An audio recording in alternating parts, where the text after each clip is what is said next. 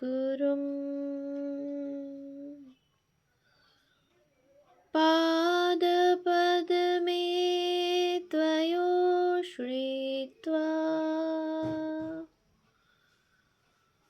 प्रणमामि मुहुर्मुहुः।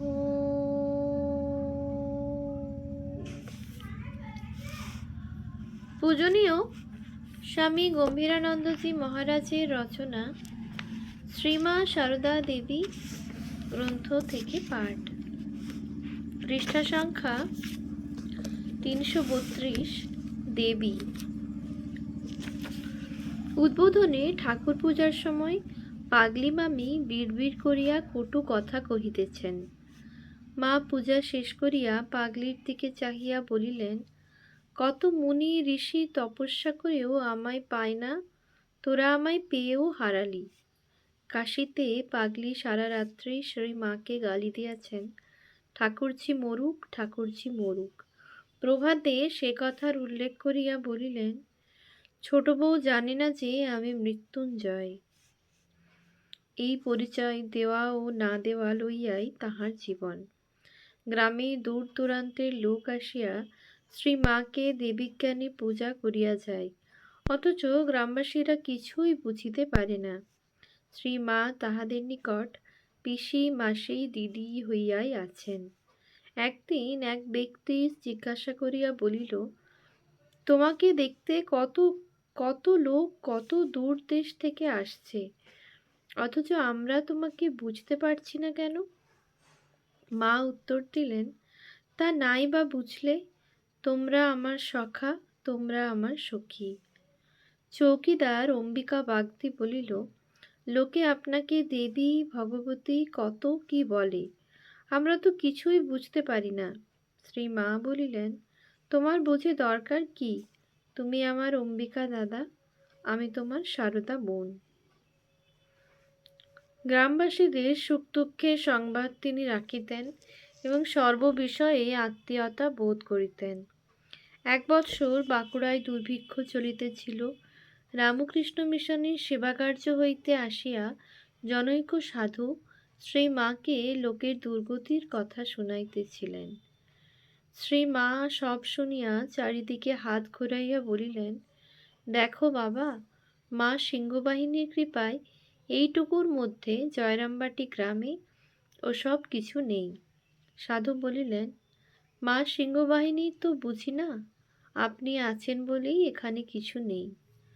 শ্রী মা ইহা শুনিয়া চুপ করিয়া রহিলেন। জয়রামবাটিতে তিনি একদিন আত্মীয়দের দৌরাত্মে উত্ত্যক্ত হইয়া বলিয়াছিলেন, দেখ, তোরা আমাকে বেশি জ্বালাতন করিস নে।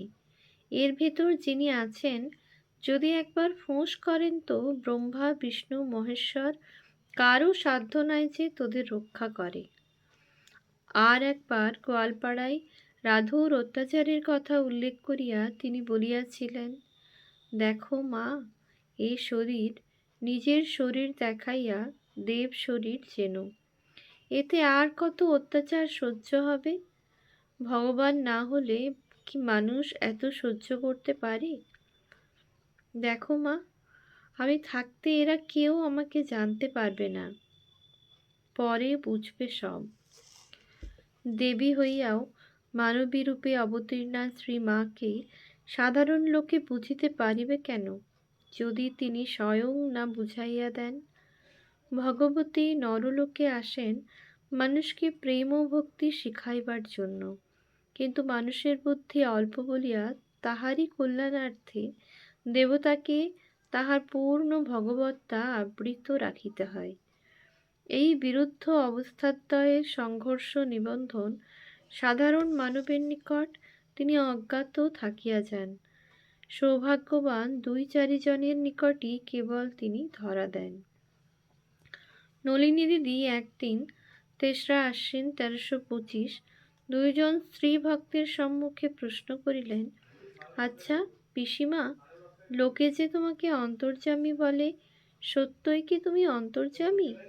মা একটু হাসিলেন মাত্র, কিন্তু নলিনী দিদি আবার শক্ত করিয়া ধরিলেই মা বলিলেন, ওরা বলে ভক্তিতে, আমি কি মা? ঠাকুরই সব। তোমরা ঠাকুরের কাছে এই বলো, আমার আমিত্ব যেন না আসে। শ্রীমায়ের এই বিনয় ও আত্মগোপনের চেষ্টা দেখিয়া একটি মহিলা হাসিয়া ফেলিলেন এবং কথা প্রসঙ্গে বলিলেন, অনেকেই তো মাকে জগদম্বা বলে, কিন্তু কার কত বিশ্বাস তা ঠাকুরই জানেন। অবিশ্বাসী আমাদের মুখে এই কথা যেন নিতান্ত মুখস্থ করা কথার মতো শোনায়। মাও হাসিয়া বলিলেন, তা ঠিক মা। মহিলাটি আরও বলিলেন যে শ্রীমা দয়া করিয়া নিজ স্বরূপ বুঝাইয়া না দিলে অপরের পক্ষে বোঝা অসম্ভব। তারপর বলিলেন, তবে মায়ের ঈশ্বরত্ব এইখানেই যে মায়ের ভিতর আদৌ অহংকার নেই, জীব মাত্রেই অহং এ ভরা। এই যে হাজার হাজার লোক মায়ের পায়ের কাছে তুমি লক্ষ্মী, তুমি জগদম্বা বলে লুটিয়ে পড়ছে, মানুষ হলে মা অহংকারে ফেঁপে ফুলে উঠতেন। অত মান হজম করা কি মানুষের শক্তি? মা প্রসন্ন মুখে একবার ভক্তের দিকে চাহিলেন মাত্র।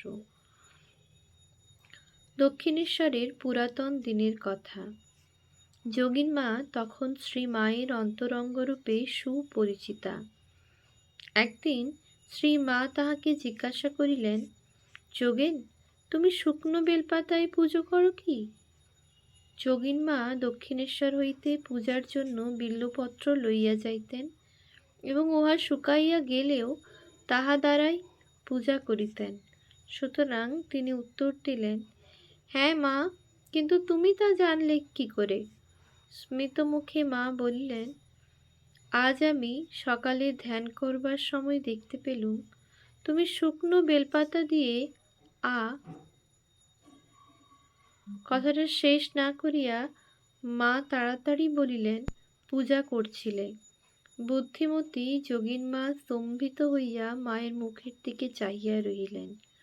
মা লজ্জায় আরক্তিম হইয়া যোগীন মাকে জড়াইয়া ধরিলেন। যোগীন মার হঠাৎ মনে হইল যেন তাহার কন্যা গনু তাহাকে আলিঙ্গনে আবদ্ধ করিয়াছে। তিনিও অমনি আবিষ্টার ন্যায় শ্রী মাকে বুকে ধরিয়া চুমা খাইলেন। পরে হুঁশ হইলে তাহার চরণ স্পর্শ করিয়া ধুলা মাথায় লইলেন।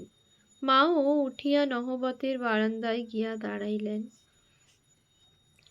উপযুক্ত আধার পাইলে শ্রী মা নিজেও দেবীত্ব স্পষ্টই স্বীকার করিতেন। স্বামী তন্ময়ানন্দ একবার জয়রামবাটি যাইয়া শ্রী মায়ের পাদ পূজা করিলেন। তাহার চরণ যুগল মস্তকে ধারণ করিলে মা বাধা দিয়া বলিলেন যে মাথার উপর পা রাখিতে নাই, কারণ ঠাকুর সেখানে থাকেন। তিনি সাক্ষাৎ ভগবান। মস্তকস্থ সহস্রদল পদ্মে বসিয়া আছেন। অমনি তন্ময়ানন্দ প্রশ্ন করিলেন, মা, ঠাকুর যদি স্বয়ং ভগবান, তবে আপনি কে? বিন্দুমাত্র ইতস্তত না করিয়া মা উত্তর দিলেন, আমি আর কে, আমিও ভগবতী। এই সঙ্গে মনে পড়ে শ্রী মায়ের গোয়ালপাড়া আশ্রমে ঠাকুর ঘরের বেদির উপর ঠাকুরের ছবির পার্শ্বে নিজের ছবি স্বহস্তে বসাইয়া পূজা করার কথা। আমরা ইহা অন্যত্র বলিয়াছি। ব্রহ্মচারী বিমল পরে স্বামী দয়ানন্দ উদ্বোধনে শ্রী মায়ের বাড়িতে ঠাকুরের নিত্য পূজা সেবা করিতেন। একদিন সম্ভবত পূজার পরেই তিনি শ্রী মাকে প্রণাম করিতে গিয়াছেন। মা কালী ও ঠাকুরের ছবি এবং নিজেকে দেখাইয়া শ্রী মা বলিলেন, এরা এক। 1910 খ্রিস্টাব্দে বড়দিনের ছুটিতে জনৈক দীক্ষার্থী কোঠারে মন্ত্রগ্রহণান্তে শ্রী মায়ের পাদপদ্মে পুষ্পাঞ্জলি প্রদান করিয়া একখানি কাপড় ও টাকা দিলেন। মা বলিলেন, তোমার টানাটানি অভাব, আবার টাকা কেন? ভক্ত জানাইলেন যে এই টাকা মায়েরই। পুত্রের অর্জিত অর্থের কিছু যদি মায়ের সেবায় লাগে তবে পুত্র ধন্য হয়। মা শুনিয়া বলিলেন, আহা, কি টান গো, কি টান! ভক্ত অপরের মুখে শুনিয়াছিলেন মা সাক্ষাৎ কালী আদ্যাশক্তি ভগবতী, সে কথা তিনি মায়ের নিজ মুখে শুনিতে চাহেন। কারণ গীতায় এরূপ স্বীকৃতির উল্লেখ আছে। তাই তিনি মাকে বলিলেন, তোমার কথা যা শুনেছি তা আমি বিশ্বাস করি, তবে তুমি স্বয়ং যদি সে কথা বলো তাহলে আর কোনো সন্দেহ থাকে না। তোমার নিজের মুখেই শুনতে চাই ও কথা সত্য কি না। শ্রী মা কহিলেন, হ্যাঁ সত্য। 1913 অব্দে জয়রামবাটিতে ভূদেবের বিবাহের পর রাধু অসুস্থ হইয়া পড়িয়াছে। মা পার্শ্বে বসিয়া তাহাকে দুধ খাওয়াইতেছেন। এমন সময় পাগলি মামি আসিয়া সেখানে বসিলেন। রাধুর ইচ্ছা নয় যে নেড়িমা সেখানে থাকেন, তাই তাহাকে একটু ঠেলিয়া দিতেই মায়ের হাত পাগলির পায়ে ঠেকিয়া গেল। পাগলি অস্থির হইয়া বলিয়া উঠিলেন, কেন তুমি আমার পায়ে হাত দিলে? আমার কি হবে গো? মা তাহার রকম দেখিয়া হাসিয়া আকুল। ব্রহ্মচারী রাসবিহারী বলিলেন, পাগলি মাকে গালাগাল অপমান করলেও পায়ে হাত লাগার ভয় আছে। মা বলিলেন, বাবা, রাবণ কি জানত না যে রাম পূর্ণব্রহ্ম নারায়ণ, সীতা আদ্যাশক্তি জগন্মাতা? তবুও ওই করতে এসেছিল। ও পাগলি কি আমাকে জানে না? সব জানে, তবু এই করতে এসেছে। ভক্তের প্রতি কৃপাবশে শ্রী মা কখনো কখনো অজ্ঞাতসারেই যেন নিজের স্বরূপ বলিয়া ফিরিতেন। বৈকুণ্ঠ নামক জনৈক ভক্ত শ্রী মাকে কামারপুকুরে দর্শন করিতে যান। রামলাল দাদা এবং লক্ষ্মী দিদিও তখন সেখানে ছিলেন।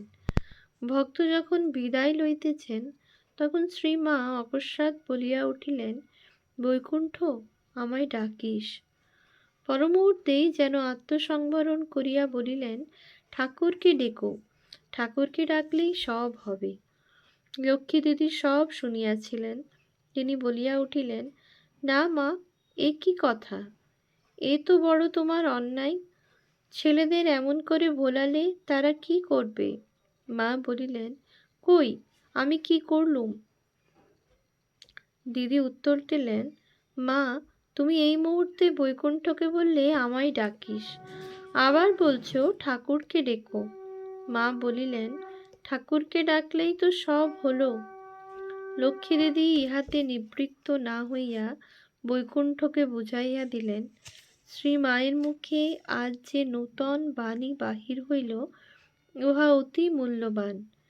ইহা মায়ের নিজের মুখের স্বীকৃতি ও আদেশ। সুতরাং বৈকুণ্ঠ যেন মাকেই ডাকেন। মা সব শুনিয়া গেলেন, আর প্রতিবাদ করিলেন না। এক ভক্ত মহিলা জিজ্ঞাসা করিলেন, মা, আপনি যে ভগবতী তা আমরা বুঝতে পারি না কেন? মা কহিলেন, সকলেই কি আর চিনতে পারে মা? ঘাটে একখানা হীরা পড়েছিল, সব্বাই পাথর মনে করে তাতে পা ঘষে স্নান করে উঠে যেত। একদিন জহুরি সেই ঘাটে এসে দেখে চিনলে যে সেখানা এক প্রকাণ্ড মহামূল্য হীরা। শ্রী মায়ের নিকট এইরূপ জহুরি আসিত কয়জন? সুতরাং তিনি আত্মপরিচয় দেবেন কাহার নিকট? আর দিলেই বা বিশ্বাস করিবে কে? তাই তাহার এই ভাবের উক্তি অস্পষ্ট ও আকস্মিক বলিয়া মনে হয়, অথচ স্থল বিশেষে তাহার উক্তিতে বিন্দুমাত্র সংকোচ ছিল না। শ্রীযুক্ত কেদার স্বামী কেশবানন্দ ওই দিনই কথা প্রসঙ্গে বলিলেন, মা, আপনাদের পরে ষষ্ঠী, শীতলা প্রভৃতি দেবতাকে আর কেউ মানবে না। মা বলিলেন, মানবে না কেন? তারা তো আমারই অংশ। একদিন জগদম্বা আশ্রমে বসিয়া শ্রীযুক্ত কেদার কথা বলিতেছিলেন। এমন সময় অদূরে বটতলায় ঢাক বাজাইয়া ষষ্ঠী পূজা দিতে লোক আসিল। কথাবার্তার অসুবিধা হওয়ায় কেদারনাথ বিরক্তি সহকারে বলিলেন, আহ, থাম না রে বাপু। অমনি মা বাধা দিয়া বলিলেন, ও কি কেদার, সবই তো আমি, তুমি বিরক্ত হচ্ছ কেন? ওম শান্তি শান্তি শান্তি। হরি ওম তৎসৎ। শ্রীরামকৃষ্ণার্পণমস্তু।